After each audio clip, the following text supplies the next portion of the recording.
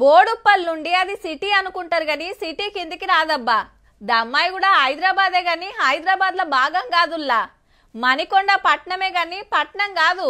ఓ ఇట్లా షాన్నే ఉన్నాయి. అక్కడి లోకల్ ఏలుబడి ఏరు, సిటీ ఏలుబడి ఏరు. ఆడికి ఈడికి బస్సులు మస్తు తిరుగుతాయి గాని దేని లెక్క దాందే. ఇదంతా ఇప్పటిదాకా ఈ కాంచెల్లి లెక్కే మారుతాంది మళ్ళా.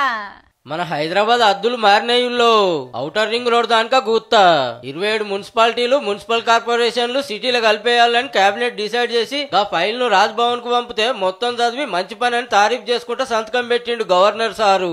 చట్టాలు మారుస్తానికి తెచ్చిన ఆర్డినెన్స్ కు ఓకే చెప్పుడుతోని కార్యం రూవడి మీదకి వచ్చింది.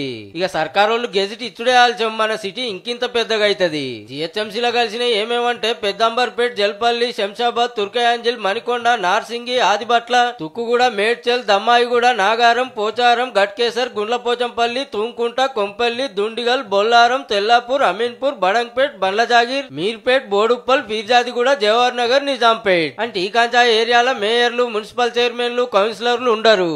అంతా జిహెచ్ఎంసీఎల్ వల్లనే నడుస్తుంది. గ్రేటర్ హైదరాబాద్ కు 150 మంది కార్పొరేటర్లు ఉంటే కొత్తగా కలిసినాయి కాబట్టి ఇంకో 50 మంది పెరుగుతుండొచ్చు.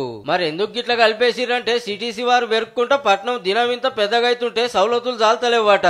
నడుమిట్లో తీర్లుంటే చుట్టూరు ఇంకో తీర్లు ఉంది. ఆటికి పెద్దగా బడ్జెట్ లేనందుకు ఇలా కలిసిపోతే చక్కటి రోడ్లు, సరిపోని నీళ్లు, గల్లీలకు మురికి రాకుండా మోరీలు, అడ్డం దిడ్డం కాకుండా బంగ్లాలకు రూల్స్ ప్రకారం పర్మిషన్లు వస్తాయి అన్నట్టు.